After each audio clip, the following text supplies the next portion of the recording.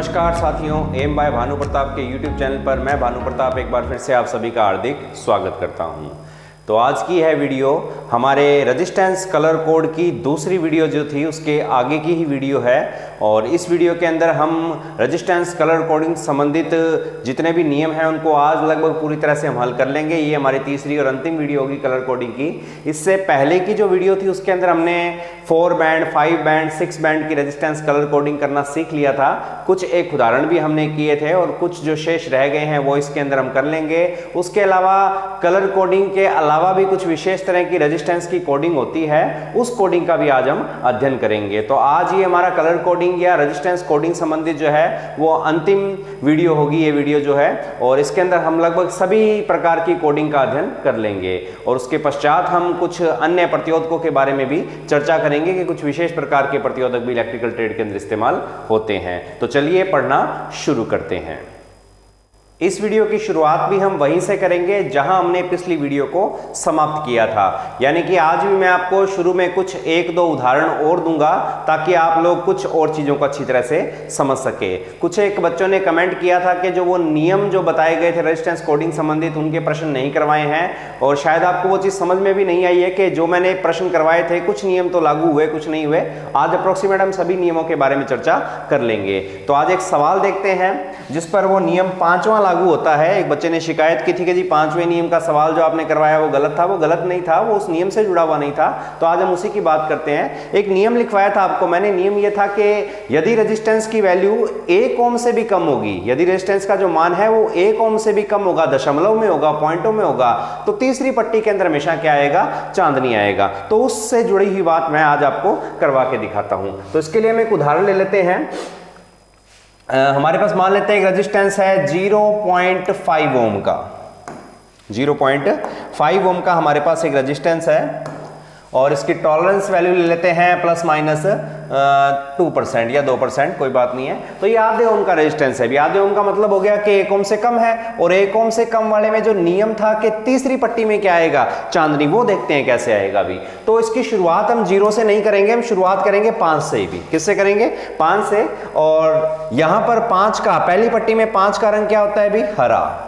क्या होता है? हरा। तो पहली पट्टी में 5 का हमने रंग देख लिया, हरा आ गया। उसके बाद में हम बात करेंगे दूसरी पट्टी में क्या लिखें। तो एक चीज यहां पे थोड़ी सी आपको नॉलेज रखनी पड़ेगी। देखो वैसे लिखवाने को हर एक चीज मैं लिखवा सकता हूं, लेकिन हर एक चीज लिखवा कर यदि मैं आपको पढ़ाऊंगा तो ये तो बहुत लंबी चौड़ी बातें हो जाएगी, वीडियो काफी लंबी हो जाएगी, और इतना ज्यादा लिखना भी आपके लिए सही नहीं है। भी कुछ अपने दिमाग का भी इस्तेमाल करना पड़ेगा। अब यहाँ पे देखो पॉइंट के बाद संख्या कितनी है? 1 ही है, यानी कि पॉइंट के बाद सिर्फ 0.5 ही है। इस तरीके का भी सवाल आ सकता है 0.25, यानी पॉइंट के दशमलव के बाद कितनी संख्याएं हैं? 2 संख्याएं हैं। 2 संख्या हो तो कोई दिक्कत नहीं है, वो तो आसानी से हो जाएगा। लेकिन यदि संख्या पॉइंट के बाद 1 ही हो, दशमलव के बाद केवल यदि 1 ही अंक हो, तो दूसरी पट्टी में आपने काला लिखना है। ये काला ही आएगा यदि जो रेजिस्टेंस वैल्यू है वो 1 ओम से कम है, 1 ओम से कम है, और दशमलव के बाद अंक कितना है? केवल 1 ही अंक है, या 0.2 है, 0.5, 0.7, इस प्रकार से 2 अंक नहीं होने चाहिए, 1 ही अंक है। तो दूसरी पट्टी में आप अपनी मर्जी से या आंख मत करके सीधे रूप से लिख सकते हो, काला आएगा। अब बात करें तीसरी पट्टी में क्या आएगा। तो तीसरी पट्टी का नियम मैंने बताया था, मान 1 ओम से कम है, तो तीसरी पट्टी में हम क्या लिखेंगे भी? यहां पर चांदनी आ जाएगा। और प्लस माइनस 2% का क्या कलर होता है भी? लाल होता है। तो हमारा ये सवाल इस प्रकार से हल हो जाएगा। अब यदि हम उत्तर की जांच करें, रंग से मान निकालें, तो देखते हैं कि हमारा 0.5 आता है कि नहीं आता। तो हरे का कितना होता है भी? 5, काले का 0। तीसरी पट्टी का मान उतारने से पहले निशान किसका लगेगा? गुणा का। अब आया चांदनी। चांदनी की वैल्यू 0.01। 0.01 का पॉइंट हटाएंगे, इसके बटा में क्या आ जाएगा? 100। 0 से 0 कट गया, 5 एकम 5, 5 दूआ 10, क्या बचा? 1/2, या 1/2 क्या होता है? 0.5। तो हमारा उत्तर जो है वो हमारे प्रश्न से बिल्कुल क्या हो रहा है? मैच। तो इसका मतलब जो कोडिंग हमने की है वो बिल्कुल सही है। शायद ये बात आपको समझ में आ गई होगी। ये बात किस लिए थी कि 1 ओम से कम है, दशमलव के बाद यदि 2 अंक आ जाएं तो क्या होगा वो देखते हैं भाई। नेक्स्ट देखते हैं एक सवाल और भी ले लेते हैं कि 0.72 ओम प्लस माइनस 5%। ये लो जी। अब इसको करेंगे तो तीसरी पट्टी के अंदर क्या आएगा? चांदनी। चलो वो पहले लिख लेते हैं। तीसरी पट्टी में आएगा भी चांदनी। क्या आएगा? चांदनी। कोई दिक्कत नहीं है। चौथी पट्टी का भी आपको पता है ±5% क्या होता है भी, सुनहरी या सुनहरा या सुनहरी, जो भी इच्छा करे लिख सकते हो। उसके बाद में 0 से शुरुआत नहीं करनी, 7 और 2 देखना है भी। पहली पट्टी में पहला अंक 7 देखेंगे, 7 किसका है भी, बैंगनी का। 7 किसका है, बैंगनी का। और 2 की बात करें तो 2 का क्या हो जाएगा भी, दूसरी पट्टी के अंदर लाल आ जाएगा। तो बैंगनी लाल चांदनी सुनहरी क्या 0.72 ओम ±5% को निकाल सकता है क्या, ये इसका उत्तर है? तो उत्तर की जांच कर लेते हैं। बैंगनी का 7, लाल का 2, 72। 72 का गुणा तीसरी पट्टी के गुणा किससे हो रहा है, चांदनी। वैल्यू कितनी, 0.01 से करेंगे। यहां तक ओम में ± आपका 5% आ ही रहा है, ये हमारा सही है। 72 सही है। अब 0.01 सही है कि नहीं है, कोई पॉइंट हटाया, बटा में क्या लग गया 100। 72 में 100 का भाग लगाएं, कितने पे जाएगा, तो 72 में 100 का भाग लगाओगे आपका उत्तर आ जाएगा 0.72। तो हमारा यदि ये उत्तर और ये प्रश्न दोनों मैच हो रहे हैं तो इसका मतलब हम बिल्कुल क्या चल रहे हैं भी, सही चल रहे हैं। तो इस प्रकार से आपके ये सवाल हल हो जाएंगे। अगर इनमें फिर भी कोई यदि आपको समस्या आती है तो आप मेरे से पूछ सकते हो। मैंने आपको कलर कोड की वर्कशीट भेजी हुई है, ठीक है ना। और वर्कशीट को आप इसलिए वीडियो से डाउनलोड कर लीजिए, उसको हल करने का कोशिश कीजिए। उसमें अप्रोक्सीमेट सारे सवाल हैं, बाकी मैं टेस्ट लेता रहूंगा, उनमें कुछ अलग तरीके के सवाल आपको देता रहूंगा। देखो एक एक सवाल को यदि आप रट्टा मार लोगे तो वो पेपर में आने की चांस नहीं है, आपको सवाल खुद क्रिएट करने पड़ेंगे भी। कुछ सवाल आप ऐसे बना दोगे जो आपसे नहीं हो पाएंगे, कोई दिक्कत नहीं है, आप पूछो। क्योंकि कुछ सवाल आप लोग जब बनाओगे तो आपको नियमों के बारे में पूरी तरह से नहीं पता, हो सकता है आप गलत सवाल बना लो, उसकी डिस्कस हम कर लेंगे, कोई दिक्कत नहीं है। तो वर्कशीट को कंप्लीट करो, उसमें कोई दिक्कत आए, कोई समस्या आए तो आप मेरे से पूछो, मैं आपको बताऊंगा। तो अब करते हैं कुछ एक सवाल और 6 बैंड के भी कर लेते हैं, एक आधा सवाल कोई हमने किया नहीं था। तो देखते हैं नेक्स्ट भी आपका एक सवाल है 5 मेगा ओम, 5 मेगा ओम है और प्लस माइनस इसकी टॉलरेंस वैल्यू दे देते हैं हम 20%। एक अलग तरीके का सवाल है थोड़ा सा ये, और लास्ट में इसके अंदर लिख देते हैं हम 100 ppm पर केल्विन। तो ये एक प्रश्न बन गया आपका कि 5 मेगा ओम का है, प्लस माइनस 20% है, 100 ppm पर केल्विन है। तो आपके हिसाब से जब आपको पढ़ाया गया उसके हिसाब से आप अंतिम पे गौर करोगे, यदि लास्ट में यदि आपका टेम्परेचर कोएफिशिएंट आ जाएगा तो आप लोग मानोगे 6 पट्टियां, लेकिन ये 6 पट्टी वाला नहीं है, इसमें 5 ही पट्टियां होंगी। 6 पट्टियों वाले के अंदर से इसको हल करना पड़ेगा, लेकिन इसमें पट्टियां कितनी होंगी, 5। क्यों होंगी, क्योंकि टॉलरेंस वैल्यू कितनी है अभी 20% है। तो इस सवाल को हल करने का प्रयास करते हैं, देखते हैं थोड़ा भी। तो 5 मेगा ओम को पहले तो ओरिजिनल में कन्वर्ट करना है, आपने खुद करने का प्रयास करो, आप लोग पुश कर लो वीडियो को यहीं पे और इस सवाल को करने का प्रयास करो मेरे करवाने से पहले, देखते हैं आपका सही होता है कि नहीं होता। तो 5 मेगा ओम, 5 मेगा को पहले ओरिजिनल वैल्यू में कन्वर्ट करेंगे तो 5 × 10⁻6 यही आएगा, यानी कि 5 के आगे 1 2 3 4 5 और 6 जीरो हम लगा सकते हैं, हमें सारे अंक मिल गए। 5 को देखेंगे पहली पट्टी में क्या आएगा भी, हरा आएगा। फिर 0 देखेंगे दूसरी पट्टी में क्या आएगा भी, काला आएगा। फिर 0 देखेंगे तीसरी पट्टी में, फिर क्या आएगा भी, काला आएगा। और फिर बची कितनी 0 भाई, ये 4 0, 10⁻4 चौथी पट्टी में क्या आएगा भी, पीला आएगा।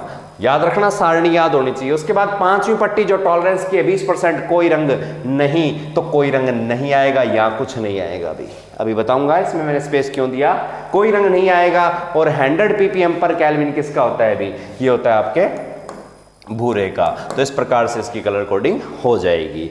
अब यहां पर थोड़ी सी देखने वाली बात है कि मैंने स्पेस क्यों छोड़ा। तो जब इस 6 बैंड की कलर कोडिंग होगी, अब आपके पेपर जो हैं वो ऑनलाइन हो रहे हैं, ठीक है ना। ऑनलाइन पेपर में आपके डायग्राम आ रहे हैं, कंप्यूटर पे हो रहे हैं, तो रंगीन डायग्राम भी आ सकते हैं। पहले तो पेपर था ब्लैक एंड व्हाइट छपता था, अब रंगीन डायग्राम। अब रंगीन डायग्राम किस तरीके से आ जाए तो आप किस प्रकार से निर्धारित करोगे, तो उसके बारे में बता देता हूं। मान लेते हैं ये आपका रेजिस्टेंस है, ठीक है ना, और सेम इसी की कोडिंग हम ले लेते हैं हरा।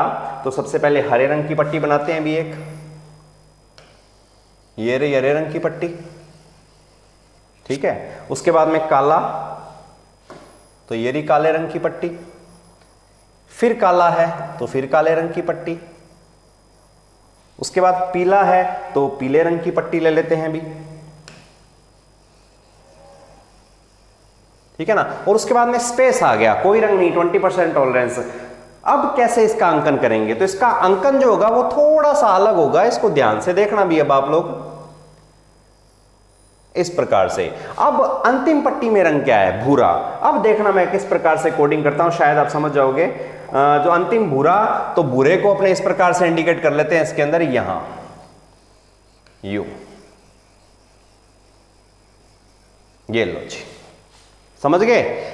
थोड़ा सा दिख रहा होगा आपको कि पहले जो 4 पट्टियां हैं वो तो बहुत ही क्या है, नजदीक है। उसके बाद में स्पेस दे दिया। क्या दे दिया? स्पेस। ये स्पेस बताता है यहां कोई रंग नहीं, अर्थात 5वीं पट्टी उपस्थित न होना क्या बताती है कि कोई रंग नहीं है। जब कोई रंग नहीं है तो टॉलरेंस कितने परसेंट होगी? 20%। और 5वीं और अंतिम या छठी पट्टी जिसे हम कहते हैं वो अन्य पट्टियों से काफी क्या होगी, दूर पर या एक किनारे पर स्थापित होगी। तो ये भी 6 बैंड का रेजिस्टेंस होगा, लेकिन टॉलरेंस कितने परसेंट होगी? 20%। तो एक और चीज यहां पे देखने को मिली, यदि पूरा का पूरा आपका रेजिस्टेंस का चित्र आ जाए, रंगों के साथ में आ जाए और इस प्रकार से अंकन किया हो कि एक पट्टी अन्य पट्टियों से काफी क्या हो, दूर पर हो, तो वो अंतिम पट्टी होती है। कौन सी होती है? अंतिम। यदि गैप बीच में आ गया तो वहां पर बीच में एक ऐसा स्थान हो सकता है जहां शायद कोई रंग नहीं अंकित हो, क्योंकि मान अंकन करने के तरीके बहुत हैं, मैं सारे नहीं बता पाऊंगा आपको। तो जितने आपके आईटीआई लेवल तक काम में आएंगे उन सब का अध्ययन कर लेंगे। तो एक विशेष तरीका भी है, इसको भी आपने याद रखना पड़ेगा। तो इस तरीके के सवाल यदि आते हैं तो आपको करने पड़ेंगे। टेस्ट लूंगा मैं आपका, शनिवार को टेस्ट होगा, 14 तारीख है शायद शनिवार को, सेम शाम को 7 बजे आपका वैसे ही टेस्ट होगा। इस बार टेस्ट थोड़ा अलग तरीके से। इस बार टेस्ट के लिए आपको एक विशेष एप्लीकेशन डाउनलोड करनी पड़ेगी, टीचमेंट एप्लीकेशन जब डाउनलोड कर लोगे तो मैं आपको एक लिंक दूंगा, एक क्लास आईडी दूंगा, क्लासरूम आईडी दूंगा। आप उस क्लासरूम आईडी से मेरे पास रिक्वेस्ट भेजोगे, मैं आपको उसके अंदर ऐड करूंगा और वहां से अपना टेस्ट लेंगे, क्योंकि पिछले टेस्ट के अंदर काफी दिक्कत प्रॉब्लम्स आई थी और मैं चाहता हूं कि अब की बार इस टेस्ट में कोई दिक्कत ना आए। और उस टेस्ट को किस प्रकार से करना है, किस प्रकार से एप्लीकेशन आपकी काम करेगी, उसके लिए मैं एक डेमो वीडियो बना दूंगा और उस वीडियो को आप पूरा देखना। उसी दौरान आपका एक लाइव टेस्ट भी ले लिया जाएगा और तभी आपको पता चल जाएगा किस प्रकार से आपने टेस्ट देना है। तो वीडियो को बीच में से स्किप मत करना, भी देखते रहना, क्या पता कहां कुछ मैं बता दूं, तो इसलिए वीडियो पूरी देखिएगा भी। तो ये था हमारा एक सवाल। एक और सवाल देख लेते हैं।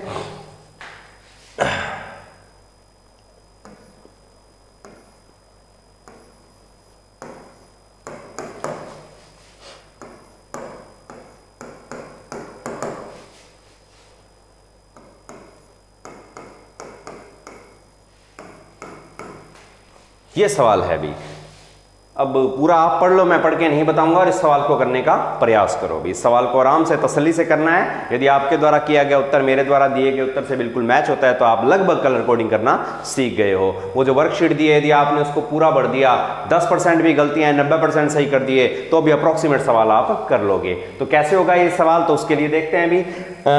10 मेगा ओम, 10 मेगा ओम, तो 10 मेगा ओम है, प्लस माइनस कितना है भी? 25% है। कितने बैंड का है? 6 बैंड का है। यदि 5 बैंड का होता तो क्या होता, 4 बैंड का होता तो क्या होता, मैं अब सारा बताऊंगा। इस एक सवाल में हम 6 बैंड भी करेंगे, इसी एक सवाल में हम 5 बैंड भी करेंगे, इसी एक सवाल में हम 4 बैंड भी करेंगे। तो देखिएगा, पहले आप लोग करने का प्रयास करो 6 बैंड से। इसको 6 बैंड से करने का जब प्रयास करोगे तो आपको पता लग जाएगा। तो 10 mega ohm plus minus 25%, 5 ppm पर केल्विन का क्या कलर कोडिंग होगी 6 बैंड में, तो वो देखते हैं। 10 मेगा, इसको पहले सॉल्व कर लेते हैं। 10 × 10 × 10 की पावर 6, इतना आपने लिख लेना है। इसका वास्तविक मान पता लग जाएगा, यानी कि 10 के आगे कितनी जीरो है? 1 2 3 4 5 और 6, टोटल 7 जीरो आ गई। 1 के आगे पहली पट्टी, दूसरी पट्टी, तीसरी पट्टी, ये आएगी आपकी चौथी पट्टी। तो पहली पट्टी में 1 यानी कि भूरा, दूसरी पट्टी में 0 यानी कि काला, तीसरी पट्टी में फिर 0 यानी कि काला, और चौथी पट्टी में 0 कितनी बचेगी? 5, 0 5 बची, तो यहाँ पे क्या आएगा भी? हरा। उसके बाद में आपका यहाँ तक टॉलरेंस तक, सॉरी क्लियर, यहाँ तक क्लियर हो गया। 0.25% टॉलरेंस कौन से रंग की होती है? 0.25% होती है नीले रंग की। यह आ गया नीला। और 0.5 ppm पर केल्विन किसका होता है भी? बैंगनी का। तो ये कुल मिला के आपका ये सवाल इस प्रकार से हो जाएगा जब आपको 6 बैंड का निकालना हो भी। अब बात करते हैं, यदि यही प्रश्न आपने 5 बैंड में करना हो तो हमारा उत्तर क्या आएगा। तो उत्तर क्या आएगा, तो उसको करने के लिए देख लेते हैं थोड़ा सा इसको भी।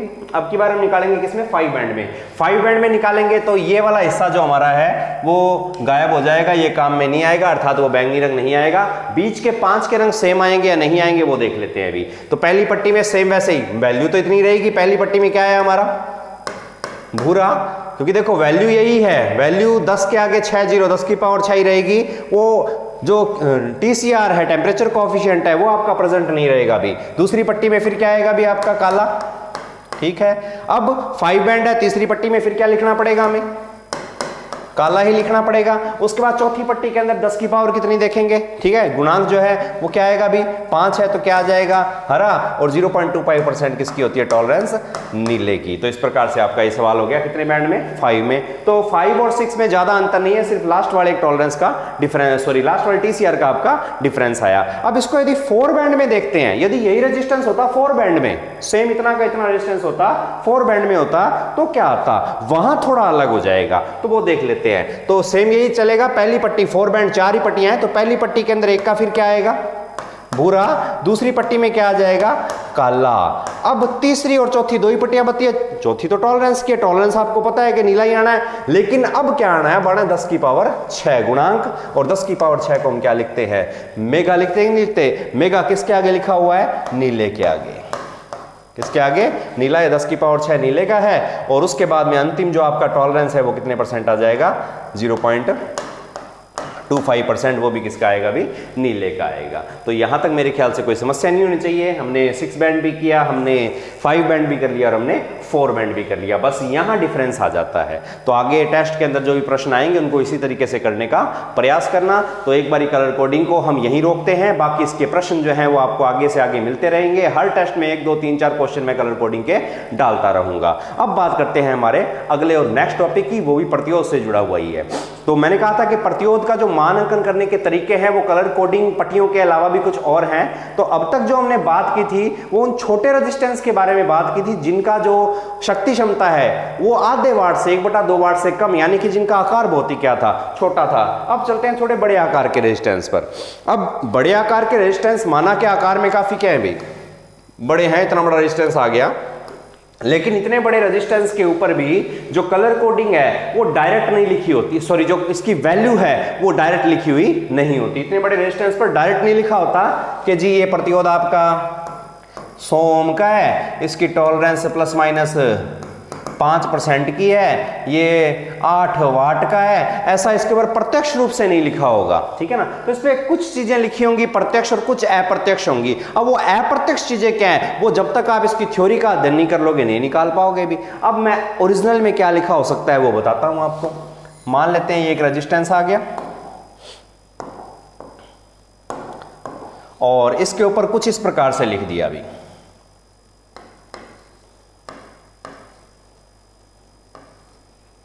फाइव के 6 आगे लिख दिया J, 5 के 6 और थोड़ी दूरी पर एक अंग्रेजी का अक्षर लिख दिया J। अब इसको कैसे निकालेंगे, अब ये क्या आ गया, तो इसके लिए यहां आपको फिर से अपने नोट्स उठाने पड़ेंगे, अपने नोट्स बनाने पड़ेंगे, वो रजिस्टर वो कॉपी वो निकाल लो और अब उसके अंदर नोट करो प्रतिरोधकों के प्रतिरोध मान अंकन की प्रत्यक्ष विधि। प्रतिरोधकों पर प्रतिरोध मान अंकन करने की कौन सी विधि, प्रत्यक्ष विधि, डायरेक्ट मेथड। इससे पहले थी कलर कोडिंग, अब डायरेक्ट मेथड है, तरीका है, ऐसे नहीं कि सीधा लिख देंगे। वो तरीका क्या है, तो वो हेडिंग लगा लो भी। तो अब हम बात करेंगे कौन सी विधि की, मान अंकन की प्रत्यक्ष विधि।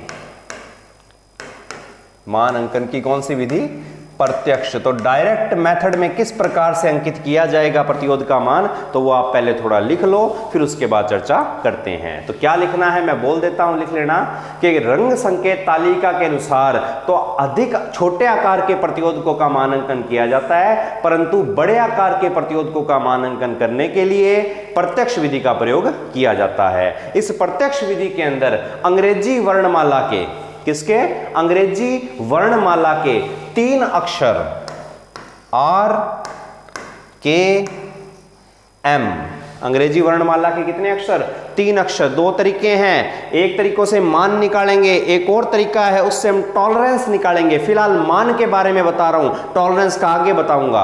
अंग्रेजी वर्णमाला के कितने अक्षर, 3 अक्षर R K और M प्रयुक्त किए जाते हैं। अब ये क्या R, क्या K, क्या M, तो आपको पता होना चाहिए। तो लिखो यहां R की वैल्यू कितनी है, एक R आ गया तो वैल्यू कितनी मानी जाएगी, 1, K आ गया तो वैल्यू मानी जाएगी 10 की पावर 3 यानी कि 1000 लिख सकते हो, और M आ गया तो वैल्यू कितनी मानी जाएगी 10 की पावर 6 यानी कि 10 लाख आ जाएगा। ये 1 है, ये किसके तुल्य है अभी, ये 1000 के तुल्य है और ये 10 लाख के तुल्य होगा।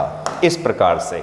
अब ये लिखने के बाद में, यानी कि इनके आर के एम की वैल्यू लिखने के बाद में आगे किस प्रकार से प्रश्न हल होंगे, तो उसके साथ साथ आपको उदाहरण भी देखने पड़ेंगे। तो इतनी चीज यदि आप लिख ली हो तो हम आगे चलते हैं अभी।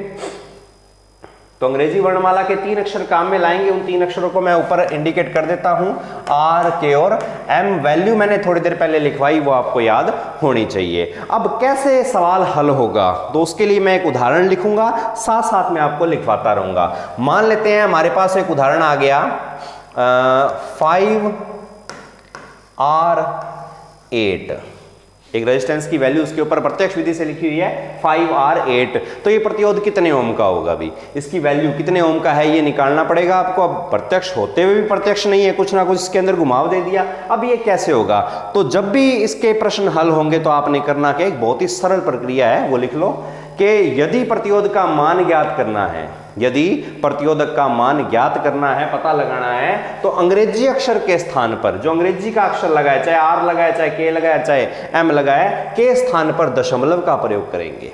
सबसे पहले इस आर को, इस के को, इस एम को हटाना है और इसकी जगह पर दशमलव यानी कि क्या लगाना है, अभी पॉइंट लगाना है। इसकी जगह पर हमने क्या लगाना है, एक पॉइंट लगाना है और इस प्रकार से इसको लिख देना है। तो अंग्रेजी अक्षर के स्थान पे किसका प्रयोग करना है, दशमलव का। उसके बाद में इस जो संख्या जो आ गई है इसका गुणा करना है, इसका गुणा करना है अंग्रेजी अक्षर के मान से। इसका ओरिजिनल मान थोड़ी देर पहले लिखवाया, आर का जो मान था वो कितना था, भी अंग्रेजी अक्षर का मान कितना था, आर का 1 था। तो अब इसका गुणा करना है किससे, भी अंग्रेजी अक्षर के मान से। तो अंग्रेजी अक्षर का मान आर का कितना है, भी 1। तो 5.8 का गुणा करेंगे किससे, 1 से, तो कितना आएगा 5.8 ओम। ये उसकी रेजिस्टेंस वैल्यू हो जाएगी, समझ गए।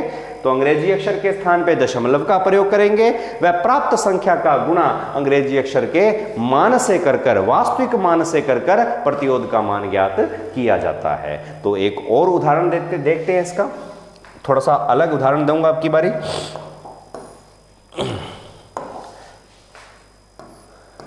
K85, देखो अंग्रेजी अक्षर कहीं भी आ सकता है, आगे भी आ सकता है, बीच में भी आ सकता है, अंत में भी। 3 ही तरीके हैं, ऊपर नीचे तो आने से रहा। तो K85, अब K85 का क्या बनेगा तरीका, कि जहां अंग्रेजी अक्षर आया उसकी जगह क्या लगाना है हमने, दशमलव, पॉइंट लगाने के बाद में बाकी बचे अंकों को वैसे का वैसा उतार लो। तो ये होगा 0.85, क्या हो गया 0.85। 0.85 का गुणा करना है किससे, अंग्रेजी अक्षर के मान से। अब 1 से मत कर देना क्योंकि क्या लिखा हुआ है, के की वैल्यू कितनी है अभी, 1000, कितनी है 1000 या 10 की पावर 3 है। अब 0.85 का गुणा जब आप 1000 से करोगे तो पॉइंट से पहले क्या माने, भी कुछ है नहीं, तो हम अपनी तरफ से लिख सकते हैं क्या, 0। तो 0.85 का गुणा किससे करना है, 1000 से कर लो। इसका पॉइंट हटाओ, बटा में क्या आएगा, 2 संख्या है तो 100, 2 0 से 2 0 कट जाएगी। 85 का गुणा किससे होगा, 10 से। तो हमारा ये प्रतिरोधक कितने ओम का है, 850 ओम का।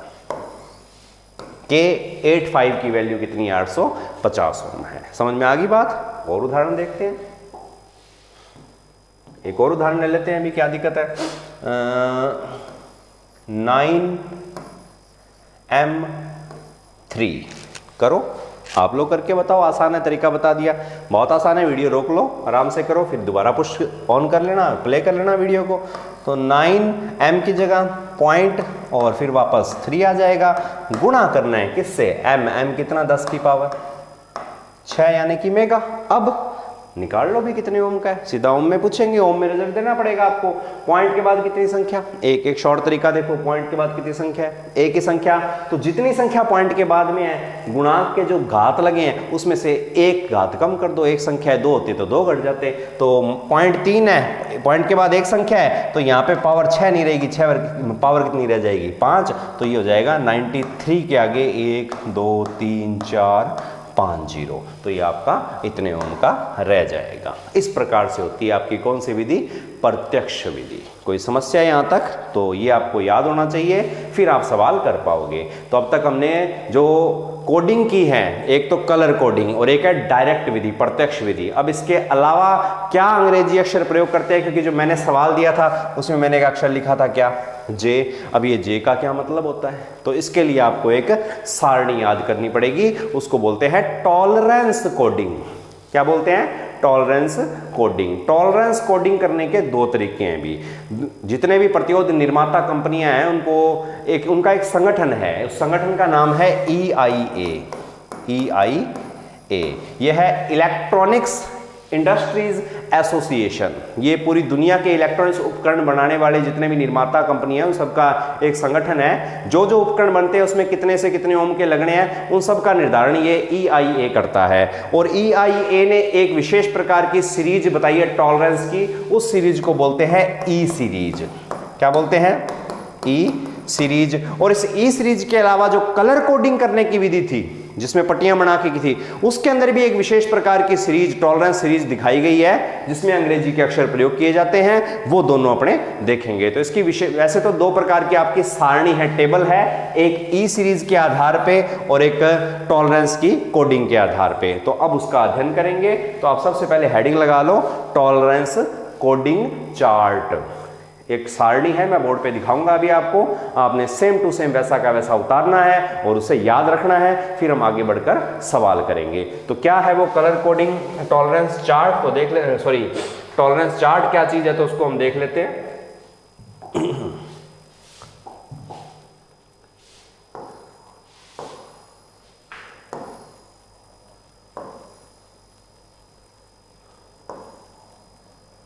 तो शायद सबको नजर आ रहा होगा अच्छी तरह से भी।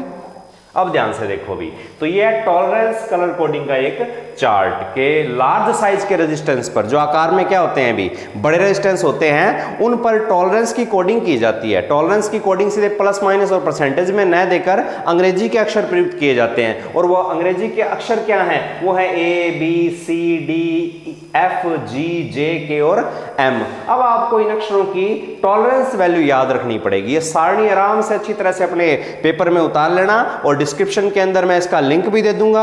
अगर किसी को डाउनलोड करनी हो तो वहां से आप डाउनलोड भी कर सकते हो। तो ये कोडिंग क्या कहती है जो टॉलरेंस की है, तो उसको देखते हैं। अब ये सीरियल नंबर कुल मिला के 9 तरह के आपके अंग्रेजी अक्षर प्रयुक्त किए जाएंगे टॉलरेंस कोडिंग के अंदर।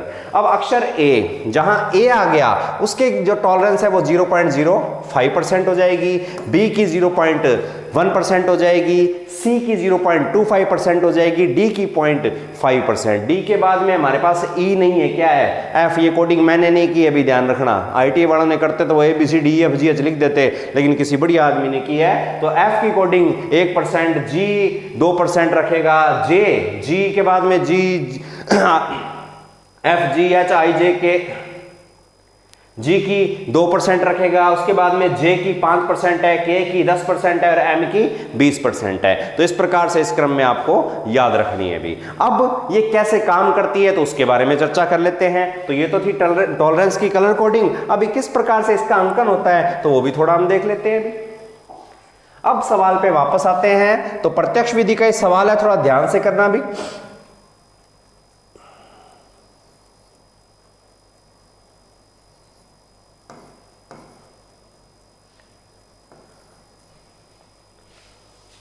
के जी ये लिखा हुआ है एक प्रतिरोधक पर। अब इसका मान भी बताना है और इसकी टॉलरेंस प्लस माइनस में कितनी है वो भी आपको बताना है। तो देखो 2, 3K और G।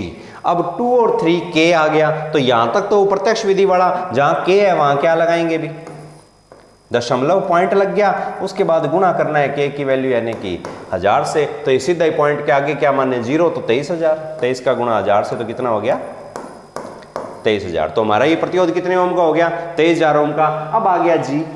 अब जी ना चक दियो कटी। अब ये जी आया तो जी की वो टॉलरेंस कोडिंग में टॉलरेंस वैल्यू क्या थी उस पे गौर करो भी। तो कहां है जी? ये रहा 6ठे नंबर पर जी। जी की टॉलरेंस वैल्यू कितनी है 2%। बस ये 2% हमें उसके अंदर अंकित कर देनी है। तो इसकी जो वैल्यू आ जाएगी वो यहां लिख देंगे प्लस माइनस 2% या 2%। तो हमारा ये प्रतिरोधक है वो 23000 ओम प्लस माइनस 2% का हो जाएगा। इस प्रकार से आपके सवाल आएंगे। एक और उदाहरण को देखते हैं, फिर बात करेंगे नेक्स्ट टॉपिक की भी। उदाहरण लिख लो आप लोग।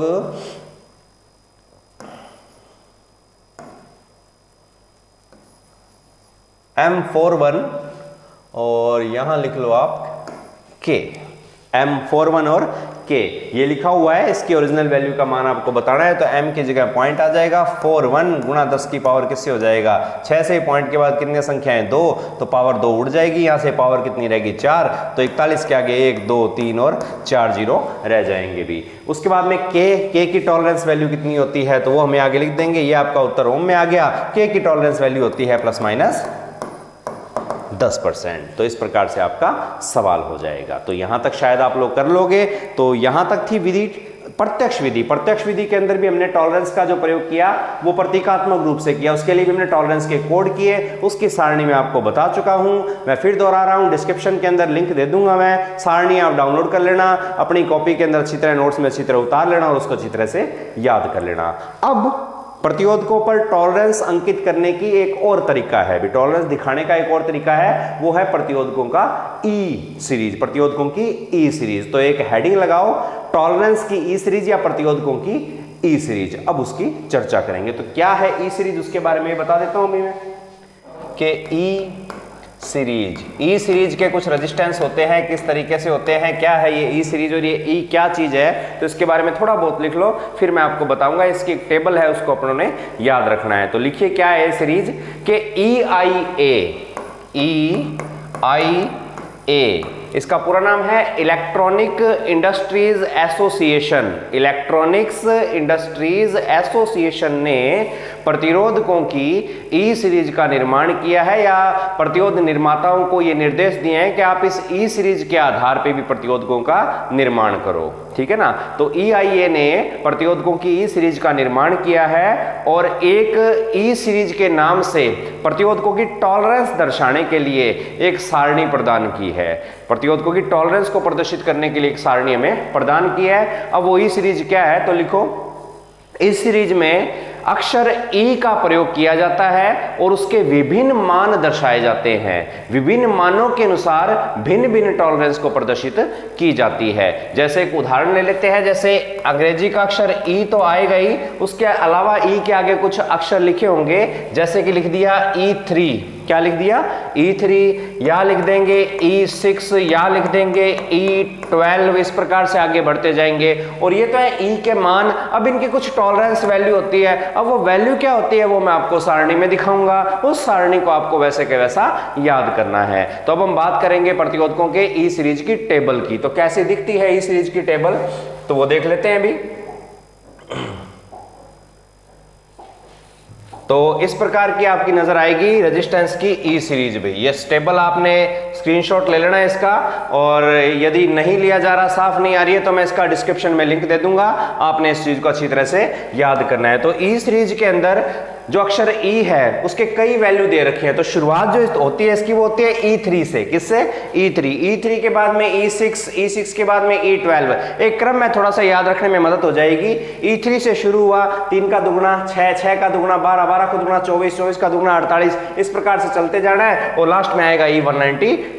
अब E3 की टॉलरेंस वैल्यू होती है प्लस माइनस 50%। अब तक जितने भी हमने रेजिस्टेंस की वैल्यू पढ़ी है, टॉलरेंस वैल्यू 20% से ऊपर नहीं आई है, लेकिन कुछ विशेष प्रकार के प्रतिरोधक भी बनते हैं जिनकी टॉलरेंस वैल्यू 50% तक भी जाती है, तो वो ई सीरीज से उनका अंकन किया जाता है। तो E3 की टॉलरेंस वैल्यू कितनी हो जाएगी भी 50%, E6 की 20%, E12 की 10%, E24 की 5%, 48 की 2%, 96 की 1% और 192 के अंदर 0.5, 0.25, 0.01 भी आ जाते हैं। इसी के अंदर 0.05% भी आपका आ जाता है। तो ये अलग अलग टॉलरेंस मान है। इधर देखो, ध्यान से याद करने का तरीका देख लो। E3 से शुरू करना है, फिर डबल करना है, 6, 12, 24, 48, 96, 192, और यहाँ पे 50 से शुरू करना है, 20। अब यहाँ पे घटाना है, 50, 20, 25 नहीं करना, 50, 20, 10, 5, 2, 1, 0.5, 0.25, 0.1, 0.5, तो इस प्रकार से आ जाएगा। तो ये सीरीज आपने याद करनी है। अब इसके कैसे प्रश्न आते हैं, तो मैंने प्रत्यक्ष विधि करवाई थी, उससे जुड़े हुए इसके सवाल आते हैं, उससे जुड़े हुए इसके प्रतिरोध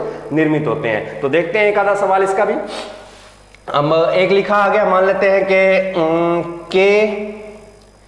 K27, आगे लिख दिया आपका E12, K27 E12 12। अब ये क्या चीज है भी, तो K27E12 का क्या मतलब है, तो यहां तक तो मैंने हल करना बता दिया था, तो जहां अंग्रेजी का अक्षर है वहां पॉइंट लग जाएगा, 27 वैसे का वैसा आ जाएगा। K की वैल्यू कितनी होती है 10 की पावर 3, तो आपका ये प्रतिरोध है 270 ओम का। अब इसकी टॉलरेंस प्लस माइनस में कितने परसेंट है ये हमें ई सीरीज को याद रखोगे तब पता लगेगा। E12 की बात की जाए तो E3 की कितनी थी भी 50%, E6 की कितनी थी भी 20%, तो E12 की कितनी हो जाएगी भी यहाँ पे, तो टॉलरेंस आ जाएगी इसकी 10%। तो इस प्रकार के इसके सवाल आते हैं। बाकी जो आपका टेस्ट होगा उसके अंदर मैं सवाल दूंगा, आपने करने हैं। तो यहां तक प्रतिरोधकों की सीरीज के बारे में हमने बात कर ली। अब थोड़ा और आगे चलते हैं, अब देखते हैं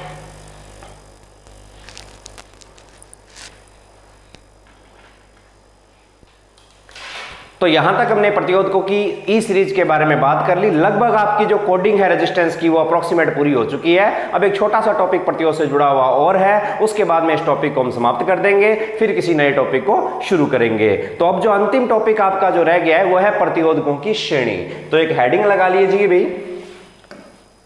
प्रतिरोधकों की श्रेणी।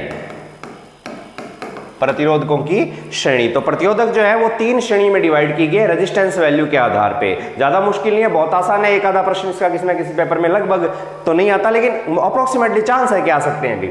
अब देखते हैं नंबर 1, प्रतिरोधकों की जो श्रेणी है, कितनी श्रेणी में बांटा गया प्रतिरोधकों को, 3 श्रेणी में। आपने नोट्स में क्या लिखना है कि प्रतिरोधकों की श्रेणी हेडिंग लगानी है, अंदर लिखना है प्रतिरोधकों को प्रतिरोध मान के आधार पर 3 श्रेणियों में विभाजित किया गया है। तो पहला जो श्रेणी आती है वो आती है इसकी निम्न मान प्रतिरोधक। पहला कौन सा है, निम्न मान। उसके बाद आएगा दूसरा आएगा आपका मध्यम मान, दूसरा आएगा मध्यम मान प्रतिरोधक, और तीसरा आएगा आपका उच्च मान प्रतिरोधक। तो निम्न, मध्यम और उच्च मान प्रतिरोधक आपके 3 श्रेणी में डिवाइड किए गए हैं। अब इनकी कुछ वैल्यू है, वो वैल्यू आपको याद रखनी है। तो निम्न मान के जो प्रतिरोधक होते हैं उनका मान निर्धारित किया गया है 1 ओम या इससे कम। तो 1 ओम या इससे कम मान के जो रेजिस्टेंस होंगे वो निम्न के अंतर्गत आ जाएंगे। अब बात करें मध्यम की, तो मध्यम प्रतिरोधक जो होते हैं वो 1 ओम से 100 किलो ओम के बीच होते हैं। अभी 1 ओम से कितने किलो ओम के बीच, 100 किलो। तो 1 ओम से लेकर 100 किलो यानी कि 1 लाख ओम तक के जो प्रतिरोधक है वो मीडियम में मध्यम मान प्रतिरोधकों के अंतर्गत आते हैं। अब रहेगी बात उच्च की, तो उच्च के बारे में मेरे ख्याल से समझ ही गए होंगे। तो जो 100 किलो ओम से अधिक मान के जो प्रतिरोधक होते हैं, 100 किलो ओम से जो उच्च मान के प्रतिरोधक होते हैं वो सारे के सारे किस में आ जाएंगे भी, आपके उच्च मान में आ जाएंगे। 100 किलो ओम से ज्यादा है तो उच्च है, 1 से 100 किलो ओम है तो मध्यम है, और 1 ओम से भी कम है तो निम्न के अंतर्गत आ जाएंगे। आगे हम उपकरण यंत्र मशीनें पढ़ेंगे तो उनके अंदर पता लगेगा कौन से ऐसे प्रतिरोध, कौन सी ऐसी युक्तियां हैं, कौन सी ऐसी मशीनें हैं, किस मशीन का ऐसा भाग है जो निम्न प्रतिरोध रखता है, कौन सा भाग है जो मध्यम प्रतिरोध रखता है, कौन सी चीज है जो उच्च प्रतिरोध रखती है। इन सब की चर्चा आगे आने वाले टॉपिकों में करनी है। तो यहां आपका टॉपिक प्रतिरोधक और उसका मान अंकन जो है वो कंप्लीट होता है। मान अंकन के हमने 2 तरीके इसके अंदर पढ़े हैं, एक तो कलर बैंड जो बनाए गए हैं, पट्टियां बनाई गई है, एक हमने अध्ययन किया था डायरेक्ट मेथड प्रत्यक्ष विधि। प्रत्यक्ष विधि के अंदर हमें ई सीरीज भी मिली, प्रत्यक्ष विधि के अंदर हमें विभिन्न प्रकार के टॉलरेंस के मान भी मिले। प्रत्यक्ष विधि में हमें किस प्रकार से मान अंकन किया जाता है, के एम आर का प्रयोग किस प्रकार से किया जाता है, किस प्रकार से प्रश्न हल किए जाते हैं, ये सारा मैंने आपको बता दिया। तो ये थी आज की वीडियो, और इस वीडियो के अंदर जो भी आपने सीखा है वो पिछली वीडियो से चीजें जुड़ी हुई है। तो इस वीडियो का ये वीडियो जो है वो अंतिम पार्ट थी। हमने इससे पहले भी प्रतिरोध की 2 वीडियो और बनाई है, कुल वीडियो आपकी होगी है 3। यदि आपको रेजिस्टेंस, कलर कोडिंग और रेजिस्टेंस के बारे में पूरी तरह से समझना है तो उस पहली से लेकर इस तीसरी वीडियो तक जरूर देखें भी। तो अब एक छोटी सी बात आप लोगों से ऐसे ही नॉर्मली करनी है कि कुछ लोग हैं, कुछ बच्चे हैं, काफी दिनों से वीडियो में पोस्ट कर रहे हैं, मेरे को पर्सनल भी मैसेज भेज रहे हैं और कुछ बातें भी कर रहे हैं कि आप आईटी वालों की बेइज्जती बहुत करते हो, आईटी वालों का मजाक उड़ाते रहते हो, ये करते रहते हो, वो करते रहते हो। तो आदत है देखो, तो मेरी पढ़ाने का, जब ऑफलाइन में पढ़ाता हूँ तो मैं ऐसी बहुत सी मजाक वाली बातें कह देता हूँ, है सारी मजाक ही वैसे, लेकिन आईटी वालों के अंदर जो जुझारूपन है, जो उनकी मेहनत है, वो सिर्फ वही जानते हैं अभी। तो उसी मेहनती बच्चों या उन्हीं मेहनती आईटी वालों के लिए एक थोड़ी सी बातें कुछ मैं लिख के लाया हूँ, तो ध्यान से सुन के इसको समझने का प्रयास करना, शायद आप पर भी ये चीजें लागू हो जाए। है राजस्थानी भाषा में, हमारी बागड़ी भाषा में लिखी है मैं, तो समझने का प्रयास करना। जिनको ना समझ में आए तो कोई अपने राजस्थानी दोस्त से ट्रांसलेट करवा लेना, कोई दिक्कत नहीं है। तो क्या लिखा है मैंने, तो ध्यान से सुनिएगा कि जका राता ने जाग जाग के आपका सपना सजोए है, जका राता ने जाग जाग के आपका सपना सजोए है, किस्मत का माड़ा भी बे है हक वास्ते रोए है, माँ बाप की आंखा में बे उम्मीद का बीज बोए है, थाने के था कितना करड़ा ITI आड़ा हुआ है। लोगों ने केठा है थाने केठा कितना करड़ा ITI आड़ा हुआ है। आप गाई ताना सुन के वह गरसों दूर बैठा है, ज्यादातर दुखी तो आपका ही करे है, तो आपका गाई ताना सुन के वह गरसों दूर बैठा है, घर बैठा मायता ने कि लोग जीण न देवे है, मेहनत करके लागेगा, मेहनत यह बंगा पल्ले मेहनत करके लागेगा, रिश्वत ना देण ने हुए है, थाने केठा किया रात ने ITI आड़ा सोए है, थाने केठा किया रात ने नींद को नहीं भी ITI आड़ा सोए है। पैरे पाटेड़ा कपड़ा जूता, पैरे पाटेड़ा कपड़ा जूता, ठंडी रोटी जी में है, जे शर्ट में मोरो जै तो आप बैठ गए सी में है, ठीक है ना। पैरे पाटेड़ा कपड़ा जूता, ठंडी रोटी बेजी में है, जे शर्ट में मोरो जै तो आप बैठ गए सी में है, ओखी बहुत है जिंदगी बांगी, ओखी बहुत है जिंदगी बांगी, बानू जी के देखी है, लोगा ने केठा ITI आड़ा कितनी तंगी देखी है, दिन आंगा भी फिरसी नौकरी ए भी लगेगी, दिन आंगा भी फिरसी नौकरी है भी लागेगा, नौकरी आंगी भी लगेगी, जकी फिरती दूर दूर लारे लारे भागेगी। दोबारा सुन लो, दिन आंगा भी फिरसी नौकरी आंगी भी लगेगी, जकी फिरती दूर दूर भी लार लारे भागेगी। तो ए तो बात है भी छोरा वास्ते, छोरियां वास्ते भी की 2-4 लाइना लिखी है, मैं नाराज ना उड़ा लिखनी जरूरी है, क्योंकि आप जठे रहने ला रहे छोरा छोरी एक समान है, तो बांगा वास्ते के तो ध्यान सुनिए भी छोरियों कि कवे गांव का लोग जद, कवे गांव का लोग जद छोरियां ने किसी आगो ITI हुए, गांव का लोग कह दे कि कवे गांव का लोग जद छोरियां ने आऊं किसी ITI हुए, कई बार तो वह भी सोचे सोच सोच के रोए है, कई बार तो वह भी सोचे सोच सोच के रोए है, पर जद छोरी लागगी नौकरी, पर जद ITI करके छोरी लागगी नौकरी, तो बा लोगां की नजरा नीची होए, फिर लोगां के मुंह सू निकले भाई चीज ITI होए।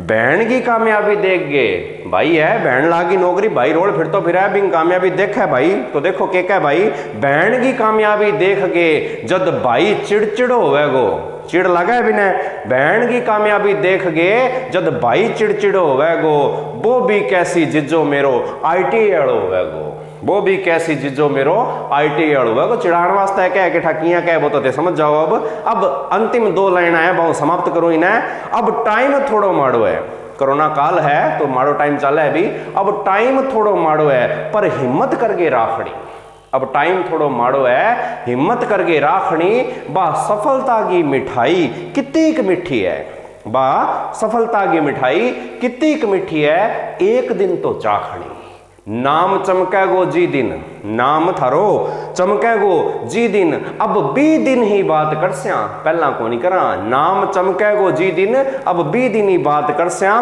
ठरकाऊं कैसे ITI करेड़ी है, ठरकाऊं कैसे ITI करेड़ी है, जद पांव घर में दरस्या। तो ये बात है भी, ये समर्पित है उन ITI वाले जुझारू विद्यार्थियों के लिए जो दिन रात मेहनत कर रहे हैं और इंतजार कर रहे हैं कब उनको कामयाबी मिले, कब उनकी मेहनत सफल हो। तो समझ गए होंगे शायद मैं क्या कहना चाहता हूं इन चंद लाइनों से। अगर बात समझ में आई हो तो वीडियो को लाइक करना, शेयर करना, मेरे चैनल को सब्सक्राइब करना। तो आज की वीडियो में बस इतना ही, आगे नई वीडियो में नए टॉपिक के साथ शुरुआत करेंगे। तब तक के लिए नमस्कार, जय हिंद, जय भारत।